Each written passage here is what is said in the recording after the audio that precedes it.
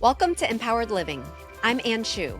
On this podcast, innovative leaders and visionary experts share insights and practical tools for work, family, and marriage. Each episode, we'll explore how to elevate your life while staying grounded in what truly matters to you. You're working hard to navigate relationships, build a thriving family, and create a legacy of purpose. We're here to help you do that with confidence and intentionality. So if you're ready to live a life by design, you're in the right place. Let's dive in. Welcome back to Empowered Living, where we explore how to live intentionally, balance family and work, and thrive in leadership. I'm your host, Ann Chu, and today we're tackling a topic that affects so many high achievers, but is often brushed aside: burnout. Our guest today is business strategist, speaker, and executive advisor, Stacey Kauffman. Stacey has turned her own experiences with burnout into a mission to help others. She has navigated the heavy weight of leadership during tough times, from making difficult decisions to managing the demands of family and career. She's here to share not only her story, but also the strategies that helped her recover, reset, and prevent burnout from taking over again. In this episode, Stacey will share how to recognize the early signs of burnout before it's too late, practical ways to help yourself and others overcome the stigma of asking for help, and her Listen framework, a powerful tool to improve communication, build empathy, and create meaningful connections. Whether you're a leader, a parent, or someone juggling life's many demands, this episode will leave you with actionable steps to find balance, set boundaries, and live more intentionally. So if you've ever felt stuck, exhausted, or feel like you're running on empty, this conversation is for you. Let's dive in. Hey, Stacey, I'm so excited to chat with you today. Hi, Ann. I'm excited to chat with you as well. All right, let's just dive in because I know our listeners are really looking forward to hearing about all that you have to share. So I'd love to just start with burnout. I've heard you speak about burnout. I know that you're really passionate about this idea. Talk to us about what are the symptoms? Why does it happen? How do we address it? Let's just start there. So this is very personal to me because I, like many executives, especially in the last 4.5 years, have dealt with burnout. A lot of people don't even realize that they're in it, right? As leaders, we are so focused on taking care of everyone else that, especially since the pandemic, we have resilience fatigue that we don't even realize that we're in this fight, flight, or freeze mode because we're just so used to putting our heads down and knocking things out and taking care of everyone else. And so we're kind of desensitized to these disruptors or these friction points that are wearing us down. And much like, in your work, when you look at the connection at home, it's very common for leaders, much especially as women and parents, that we take care of everyone else and we don't take care of ourselves. And especially for leaders who are purpose-driven, heart-centered, servant leaders, it's also thinking about maybe how were we raised and some of the preconditioning that we had environmentally, that a little bit of maybe martyrdom or it's selfish to take care of ourselves. So I think especially, I see it in my work a lot with female leaders in particular, that part of it is the unlearning of maybe environments of our parents did the best they could with the information they had at the time, but times are very different today for us and our families, and we have to pivot and evolve to be able to do all the things, right? And so for me, my moment of burnout, I call it my fetal position moment, was about 3 years ago. And it was just after going through, a series of reduction in workforce at the company I was at, where, like many companies in many industries, we had to make some tough decisions. And that was really difficult and wearing, and constantly being in that mentality of trying to create the vision and connect the company of what the vision and mission is of what we wanted to accomplish, but also knowing that part of that is we have to make professional business decisions that are impacting people's personal lives. And that was really heavy and something that I didn't really deal with for a long time because I was just trying to do the best I could and then run home to the kids and volleyball and the family and all those things. And I just kind of hit a wall after a really long day of layoffs, and I just couldn't do it anymore. And it was the first time in my personal and professional life where I really felt stuck. And I think one of the big signals of burnout is that feeling of stuckness, of whether it's golden handcuffs, whether it's, I don't know if this is what I want to do anymore, because you're just so used to doing and not really remembering that we are in choice.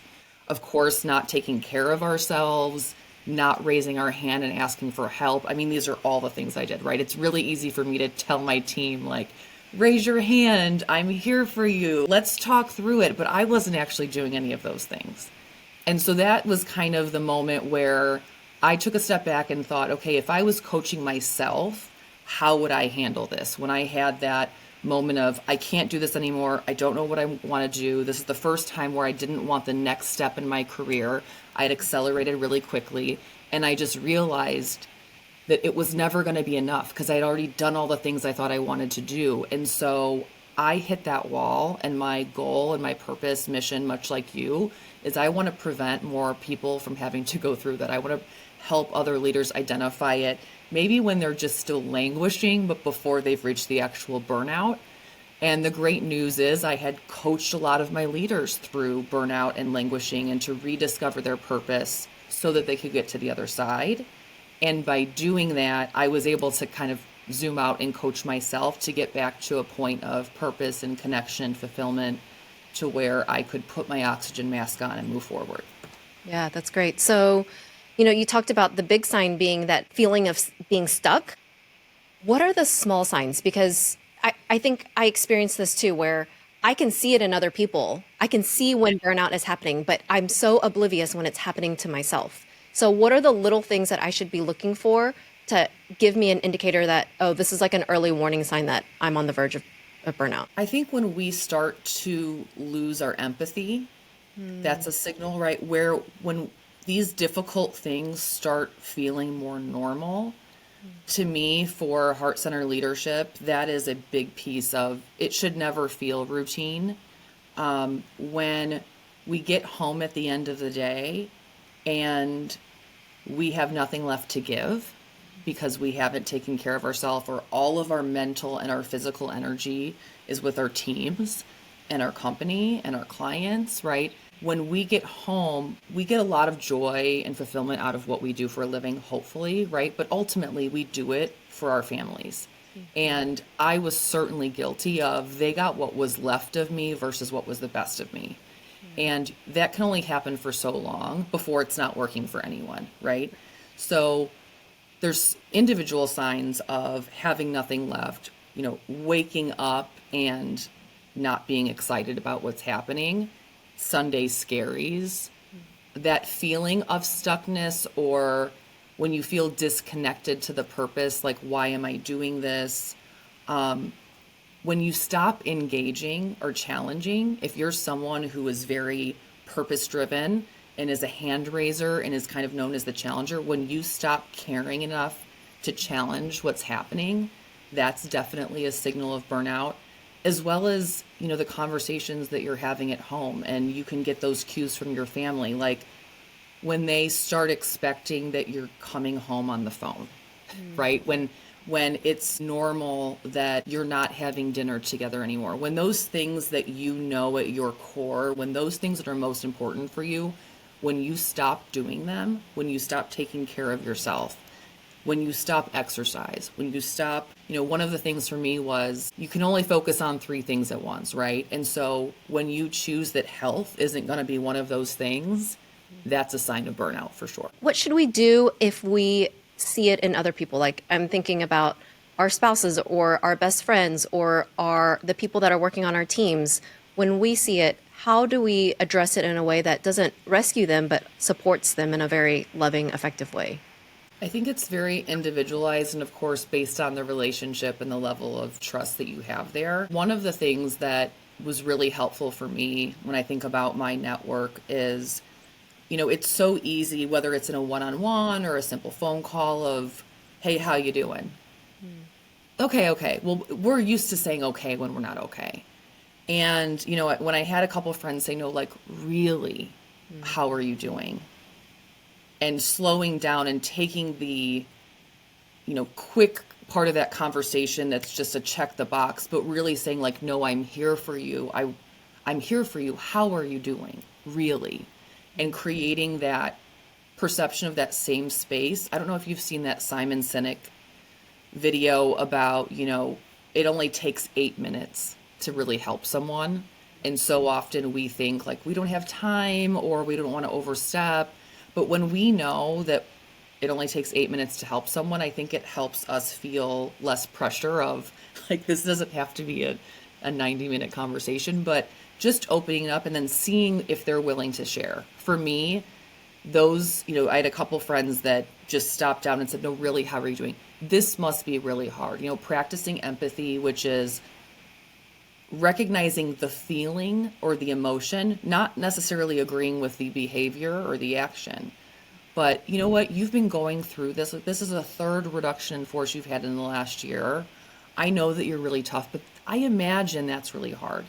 And one of those phrases I really like is I imagine, right? You can put yourself in that other person's position and then kind of open the door to see if they're willing to share, I think is a really simple way to do it. And sometimes it takes a couple of those. Maybe the first time you hear it, if you're on the receiving end, you're like, no, I'm really okay.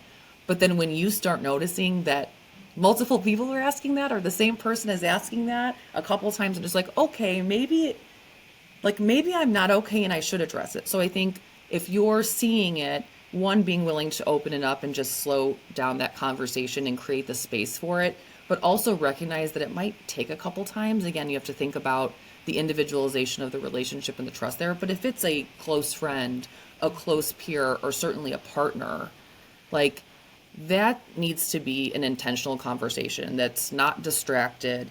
Maybe it's in a more comfortable setting. So, when I would see it in my team, thinking about, even if we're not hierarchical, we have best friends at work, right?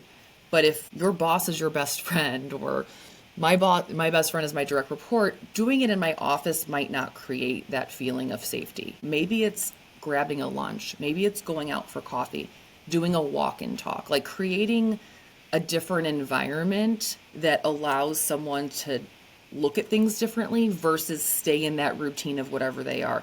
If it's at the dinner table, if that's the only time you're talking, it's probably not going to be a disruptive enough environment to open up someone's mind to, oh, this is like a different conversation. So those are the little things I think you can do to change it up.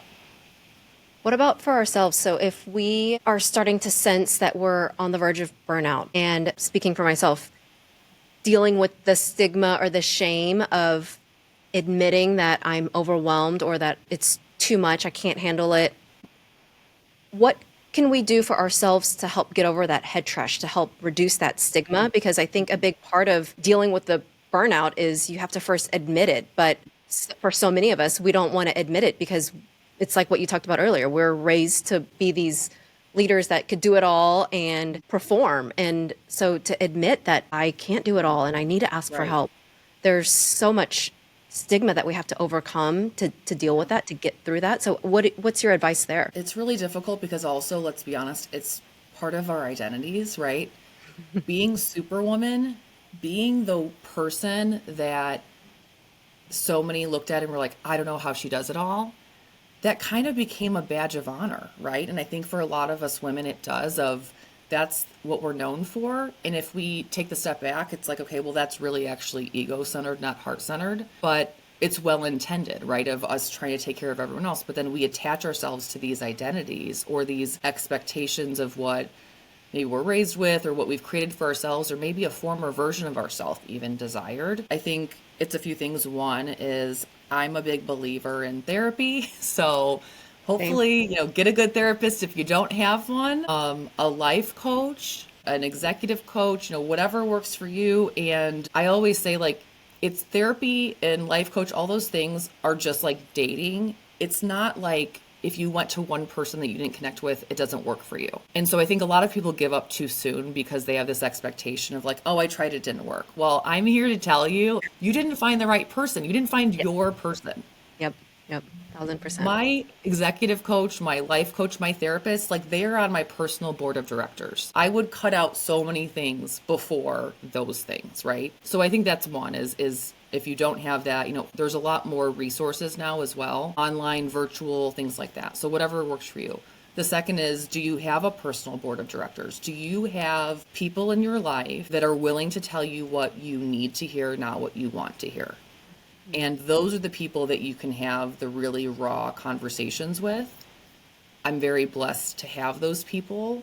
Also, I've put effort towards it, right? So it's something that if you don't, that's okay. But maybe consider, one of your goals for the future is thinking about building that personal board of directors, which does take a time and effort investment. And we do all have those friends that maybe we grew up with that we haven't seen them in 20 years and we bounce right back, or we went to college with them and it's like nothing ever changed, right? Those may or may not be the people that still align with you and your values and who you are and your growth today. And so having awareness of like truly who's getting that middle of the night call and investing in that. So I was very lucky and blessed to have that around me. And that's something I learned relatively early in my professional journey, was the importance of that. Journaling is something that I think can also help when you get it out of your head. If you're someone that has anxiety, as I do, or even ADHD, sometimes, there's 75 tabs open in our head. And so it can be like hard. We just need to like data dump out of our brains. Even, journaling could be a good place to start, of just writing down, what are the lies that I'm telling myself? Like, what are the lies I'm telling myself about who I am, about what I do, about, my relationships, or maybe why I'm not enough or not worthy? And look at the lie and rip it up, burn it, whatever you need to do. But I think sometimes it's just facing, like, how are we talking to ourselves? And when you think about, what do I think about myself? And you start writing, you'll see really quickly how kind you're being to yourself or unkind you're being to yourself. And if it's heavily negative, that's for a sign of burnout, but it's also like, it's time to do something. I also think that, taking care of yourself, health, diet, exercise, those are things that are little self-care pieces that can help you create the brain space and the clarity to be able to even assess what your level of burnout is, or languishing, or where you're at. We have so much in our heads that sometimes it's hard to separate fact from feeling. So what can you do to clear your head, to give yourself the clarity of thought to be able to even process what you think you might be on the brink of? And then, of course, raising your hand. And so if you go through these various processes and maybe you don't have that person and you don't have that therapist, hopefully there's at least one person. Maybe it's someone that you work with. Is there someone that you look up to, a mentor, that you can say, hey, like, I'm really struggling with this and I'm just going to be really vulnerable, and know that even though it's uncomfortable, that's how we grow. And so ideally, again, you are able to do that before you get to the point of like, there's no more options. So being able to say, who else might be feeling like I'm feeling? And what often will happen is, if you are willing to open up with vulnerability and lean into that courage, you're going to find out that you're not alone. There's a lot of people like us. There's a lot of women that are going through this. There's a lot of men that are going through this. There is such a stigma, and the more that we can be the change and lead from the front, the more you're going to find out that this is actually, unfortunately, a lot more common than you think. So if somebody who's listening has never journaled before and they started with that question of, what lies am I telling myself? What do you think are some of the most common lies that people do tell themselves? I'm not enough. I'm not smart enough. I'm not pretty enough. I'm financially insecure. I'm never going to have enough money. I'm never going to be comfortable. I don't know what my future is going to look like. So there's like a fear around that. It might be, I'm not a good mom. I'm not a good partner. I'm not a good boss. There's so many, unfortunately, right? And then there's the personal things too, of like how we feel about ourselves. It could be, and there's the lies we tell about ourselves, and then there's also the fears or the anxiety, right? Like, one of my anxiety has been knowing that I was a workaholic. One of my biggest fears is I'm going to die of a heart attack when I'm young because I can't turn it off. And I saw my stepdad go through that, and he passed at a very young age, a very healthy person at 55. So getting out those fears as well. Like, I've always known since the age of 23 when that happened, I feared that and I didn't want to be that.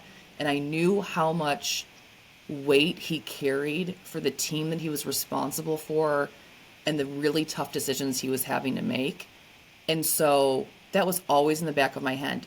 It didn't change my behavior, unfortunately, right? So there's the knowing and the doing. Yeah. But when I had that fetal position moment, part of it was because I started to feel like this is looking really familiar and scary, and that was my trigger. What can we do to prevent it? Let's say we address it, we recover. What should we do moving forward so that it doesn't happen again? Got to set some boundaries. So what are our non-negotiables? And I think it's also important that we constantly revisit it. So if you think about how we run our businesses, we have things that we have to do to keep the lights on, to make payroll, right? Those are non-negotiables. We have goals for our business that we want to accomplish in 6 months or 12 months. We don't necessarily do that for ourselves. So if we treated ourselves as the business of you, what are the non-negotiables that you would put in that have to keep the lights on? And so some of those things are maybe quarterly. Some of those things might be biannually. Some of those things might need to be every day. And it's finding one or two things that you can start with, because just like a fad diet, if we go all in, which what happens at New Year, right? Like crazy New Year goals, and I'm gonna run a marathon. I'm never gonna do that. I don't think my body's built for that, but I'm gonna run a marathon or whatever the thing is. And then we get 3 weeks in and maybe we travel and that disrupts our pattern and our habit. And then we throw it out and we're like, well, that's blown, right? No, we missed maybe a couple of days. We can start over. I'm a big believer in starting small. The James Clear Atomic Habits, I think, is such an incredible book. I recommend for everyone about how do you create an environment of success, right? Removing the friction points. Not having Oreos in the pantry helps you not eat Oreos, right? Or whatever that thing is for you. So I think starting small, for me, starting the morning with gratitude and a simple guided meditation is something I've started in the last year that's really helped. It could be 5 minutes. It could be 2 minutes, but starting my day that way, not checking my phone and going down, the email and then the doom scrolling, and then I've wasted 45 minutes. So setting a small boundary of, if I had to do these 1, 2, or 3 things to keep the lights on for the business of me, what would they be? And making them small and attainable, and then you can build on them. So starting with those 1 or 2 things, is it a walk around the block? Is it a weekly check-in call, like with a family member or with your partner? What are those points that are going to fill your cup? Is it working out? Is it maybe a Pilates class that's once a week or something that you really can look forward to? Are you setting in time to ensure that the people that fill you up, that you're creating time for, instead of it being the breadcrumbs that are left over in your day, week, month, or year? So a couple examples for me is, a non-negotiable for me is I will go back to the Midwest to visit my family at least 3 times a year. Every single year, at least a week in the summer, at least a week at Christmas, and at least one more time. That's what I need to be around, my closest family, the people who've known me forever, the people who fill me up, my nieces that bring me so much joy, right? Like that's a non-negotiable. That's not an everyday thing, but I schedule that intentionally every single year. Also, I think it's important we take time for ourselves. So is there one Friday a month or a half a Friday a month that you can block out of your calendar to do something for yourself, to get a massage, to read a book, whatever that thing is for you, but just to create the brain space? Maybe you're in a position where you could even do it weekly, even better. But I think it's important to have those couple things that are everyday things that are 2 to 5 minutes even, or it's great if it can be more, but then also have those bigger chargers. I think it's amazing if you can take like a 3-day weekend even once a quarter and get away and have a change of environment. A change of environment opens us up to different perspectives. And it doesn't have to be an expensive thing, right? It can be going on a hike somewhere. But changing our environment allows us to clear our heads and change our thinking. Yeah. And so I think setting those things and then scheduling them, just as if you're a high achiever, which is who you are talking to, right, and who you're working with. If you're a high achiever, I know you're doing those things for your business. Without a doubt. There's no way that you're successful if you don't have an annual strategic plan, if you're not doing quarterly business reviews, right? If you're not doing weekly or at least monthly one-on-ones. Doing those things for yourself and for those around you will help you prevent that burnout and keep you on course that you can never go too long without getting rerouted. Part of that for me was identifying what's the cadence of therapy that I needed to be in maintenance mode. And for me, it's like 3 weeks. Yeah. Yeah. Once I got through my stuff, right, that 3 weeks is like, it's short enough that I can't get too far off the course, but it's not so long that half of the session is like catching up on what I've been doing for the last month. How can you help people get over this feeling of, I know I'm in the middle of burnout and I'll be fine if I can just get through this next project, if I can get some things off my plate, I just need to power through it? Because for a lot of people, I imagine it feels very counterintuitive. Like, I'm in the middle of feeling burnout, but you want me to go take a day off? How can I do that when I've got 20 things on my plate? And so what's your advice for those people that just can't even wrap their heads around the idea of taking some time away because their to-do list is so long?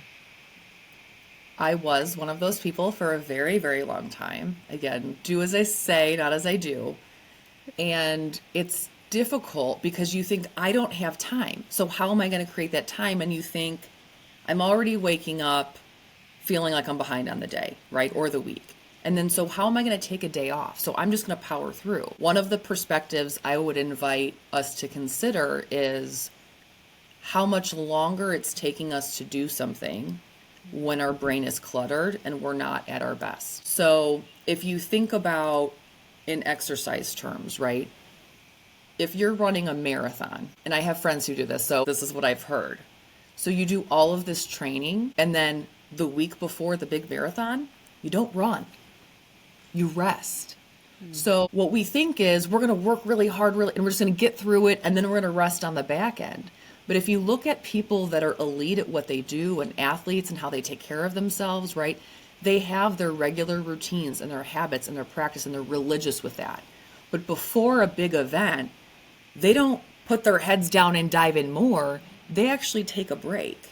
So if we could consider that for ourselves, maybe this project is going to take me 3 days to do it because right now my head is so cluttered. I'm bouncing from point A to point Z. I'm not focused at all. If I took a day away and just reset myself and filled my cup, maybe I could get that done actually in a day. If you think about when you change environments, even sometimes like in the shower, right? Like answers will appear because you're not focused on all the other things going on, or going for a walk, or even just grounding yourself outside in nature. Like, what are those things that, okay, think of how many meetings we've had to solve this problem, and I'm in the shower and it just came out of my head. Like, why is that? Because I'm not doing 17 other things. I don't have a line of people on my desk. I'm not looking at an inbox that has 300 emails in it, right? And so if we can think about those things and then choose differently and choose to learn from these other elite professionals, then we'll realize that it's better. The other piece is, though, I'm a big believer in having an accountability partner. So I'm saying I'm going to do these things, and then I'm going to make someone hold me accountable to it, because I have really good intentions, but I'd also know that I don't have perfect execution. Yeah. And so if it's really important to me, having that person, again, that phone a friend or that text, or there's even apps that you can put a habit in and have an accountability partner for that, this is really important to me. And so when I start making excuses, I want you to call me out. I'm giving you permission to call me out. Please call me out, because when I have clarity of mind, I know this is important, but I also know that I have 40 plus years of brain wiring that would tell me to go the opposite direction. And so I'm going to need some support around it. Yeah, no, that's so good. Okay, let's shift because I want to talk about your listen framework. Can you tell us about it and how to use it, what it means? Yeah. So the listen framework, again, is I'm a student of my own material. It is come about just realizing, again, how distracted we are, how cluttered our heads are, and how much inefficiency we have in communication, which is ironic because we would think with all these tools and resources and technology that we would be moving faster, but what we're finding is a lot more friction points. Something that I was researching with my team and trying to help grow my organization and helping people create more space for themselves is identifying that there's really these gaps in listening and communicating. Most of us don't have a hard time speaking and sharing as leaders and as high achievers, but also it's so much more powerful as a leader to hear from others and to learn from others so that you can adapt and guide in the right way. And so the listen framework is just a 6 steps that I go over to help create awareness, slow down, and how we have more meaningful, productive, and intentional conversations that help us build greater connections, build relationships, and also get from point A to point B faster because there's more present, active listening happening. And a lot of that has to do with empathy. So part of listen is, starting with that, preparing to listen is considering the environment that you're in, considering getting rid of all of the distractions, and that could be physical or digital, considering the environment for the tone of the conversation. So it's a 6-step process where we just have these acronyms to help us go through and identify listening and inquiring and asking questions, open-ended questions, right? So not telling, but actually being aware that we might have some assumptions and biases that we need to clear up. That could be lies we're telling ourselves.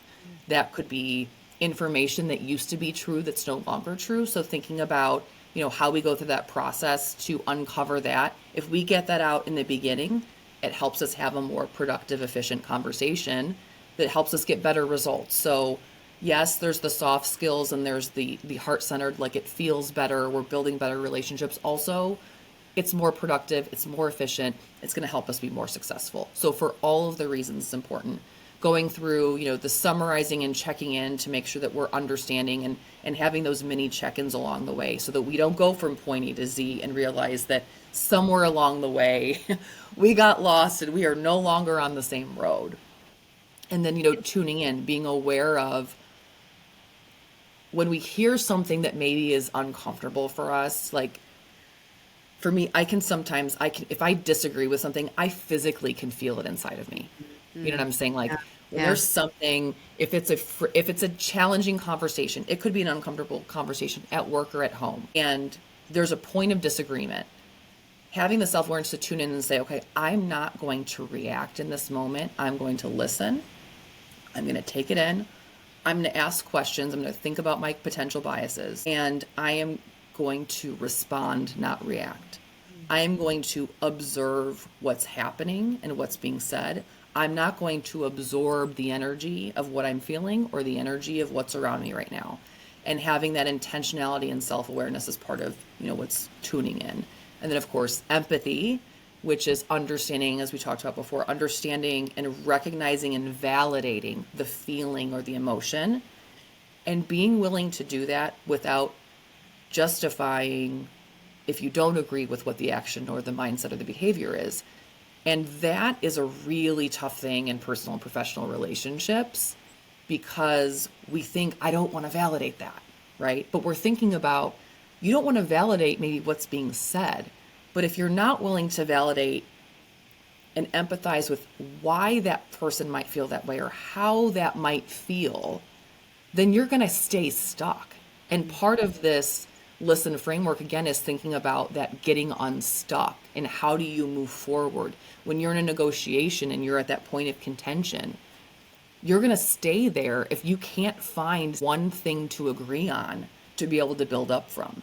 And that point of agreement can simply be validating and empathizing with the feeling and then moving forward from it. Of course, and then the notes is the last piece, which is we've summarized it. Now we need to follow up and follow through, right? If we want to build trusting, meaningful relationships and have productive, effective communication, a lot of things are said. We remember 8 to 25% if we're lucky in those situations. And if it's a heated conversation or a friction-filled conversation, we probably remember even less because our head has so many things going on. So taking the time to take notes and then to follow it up in writing, I think is really important to be able to, again, make sure that we're all on the same page, understanding what we've agreed to, what are the assignments, what are the roles, what are the expectations moving forward, and then when do we revisit these conversations? And sometimes that's the last piece, revisiting, which is we're not going to maybe solve it in this moment.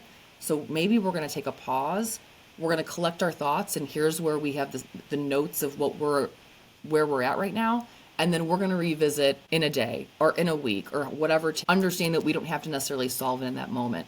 So it's really just providing the tools and the resources and the perspective that when you go through the listen framework, that the more you practice it, you can kind of get through it a little bit easier. And of course, like anything else, the more we practice it, the more that we're able to build those meaningful connections and relationships. And also the more that we're able to model it for those around us so that we can also be on the receiving end of that type of listening and communication. Where do you think people should start with this framework? Like if they were to just pick one thing, what do you think is the most important piece to start working on? Distractions. I think number one is the distractions that are physical, the distractions that are digital, the distractions that are in your head. If nothing else, can you start with walking into whatever conversation it is, being able to be fully present? Then you can talk about, the tone and the environment, all those things. But if you don't have a clear head and you have distractions that are because you're running from another meeting, and so you're really still thinking about that meeting, you're distracted. Of course, your phone, your notifications are on, your Apple Watch, whatever those ding dings that you're going to hear, your email inbox, shutting it down, turning the TV off. If you're in a high traffic area where you're going to get distracted by seeing people walking by, like if nothing else, start with clearing the distractions. What do you tell the people that tell themselves, oh, but I'm really good at multitasking and I can focus better when I've got, a lot of different things going on? I would challenge them to try different. So it's such a habit, right? Like part of probably how many of us got to be successful is we are probably good at multitasking. We're even better when we're focused though. So think about as good as you are when you're multitasking and as much as you can keep on your plate and all of the plates that are spinning. Imagine how effective and how magical it would be if you just focused on one thing for one moment. And so part of that is scheduling and creating a system, right? I believe a lot of this is just really about systems and habits. And for those of us that are multitaskers, many of us probably, there might be a little bit of neurodiversity. For me, I have adult diagnosed ADHD. So that's how my brain naturally works. Structure actually helps me from myself. So finding systems that work for me of how I am task blocking my calendar so that instead of saying, I need to get all of this to-do list done today. This task I think is going to take me 30 minutes. I'm putting into my calendar each individual task so that each slot has its own space. And then if that task for some reason doesn't get done, I can move that task. I don't have to worry about, I can't forget to do this. And that's part of the distraction of having the to-do list or waking up with more day than work is I have all these things. Well, if you can get into just the simple habit of task blocking your list instead of just having a to-do list, that will help you be so much more efficient and focused, and you'll get things done faster. And also you'll notice that you actually get things done. So instead of having 13 works in progress, it's actually more rewarding and fulfilling when you can start legitimately checking those to-dos off of the list, like that task is done, instead of, maybe it's just me, I started the day with 13 9 of them I'm carrying over to tomorrow. Yep, same. Yep, I feel that. Okay, so if people want to learn more, if they want to follow you, if they want to connect with you, tell us about the projects that you're working on and how people can connect with you. Yes. So all of my socials, information about me, the work I'm doing, that's all on my website, staceykaufman.com. And right now I'm really excited. So I'm doing some strategic planning. I'm doing executive advising, of course, keynote speaking, but I'm also really excited to be working on a group of a mastermind and with a retreat. What I found is in doing keynote speaking and doing strategic partnership consulting that it's great to work, in these environments and with these companies, but there's also a desire that I want to be around other people like me, right? To build that peer network. And we talked about that personal board of directors, which not everyone has. And so being a part of a group mastermind on grounded leadership, that could be self-leadership or of other people, getting centered around the idea of being open and willing to do things differently for high achievers, but also being vulnerable and aware that it might be uncomfortable. And I might need accountability. I might need more than one workshop. I might have some goals that scare me, but that are really important. And being able to build a group of like-minded individuals that also have skills that I can learn from, where everyone's contributing, but then also that we're holding each other accountable and we're able to do that work on a regular, ongoing basis, is something that I'm really excited to be diving into. So that application is on my website as well. And then, of course, I have workshops that I do for organizations and associations on grounded leadership, empathetic listening that we talked about, and also emerging leadership, and really closing that gap that we've seen over the last few years of senior leaders. A lot have retired or have moved on. Junior leaders have risen, but without the resources or the support maybe to understand the difference in being at that director level, or understanding the difference of an employer mindset versus an employee mindset, and helping make that change to that higher level of leadership. So those are the main projects that I'm working on right now. That's great. What type of person is a good fit for your mastermind group? Like if somebody's listening, what could you tell them to help self-identify? If you feel like you might be languishing or on the brink of burnout, or maybe you're already burnt out and you don't know where to start, you don't have the resources, support, or network, that would be a great place to start. High achievers that are well-intended but maybe need that extra accountability or support. If you're someone, so here's an example. If you're someone that struggles, if you're given on-demand coursework and it sits in your inbox, this is probably for you. Because like me, I had invested in so many courses that I never completed because I need the accountability and the push of someone else, because I'm not going to take care of myself. I'm going to take care of everyone else. I'm going to make sure my team completes those projects.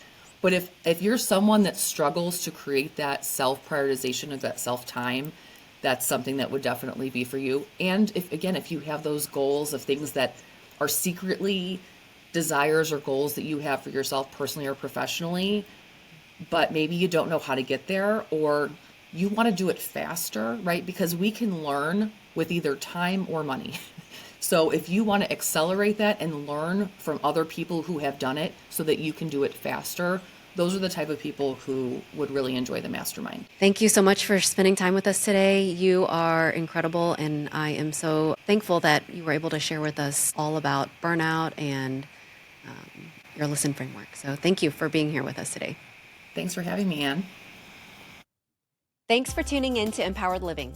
I hope today's conversation sparked some inspiration and gave you tools to live more intentionally in your family, work, and life. If you enjoyed our episode today, be sure to subscribe so you never miss an inspiring story or actionable takeaway. And if you know someone who would love this episode, share it with them, because living an intentional life is better when we do it together. Until next time, remember, the life you want doesn't happen by chance. It happens by choice. Let's keep creating it one step at a time.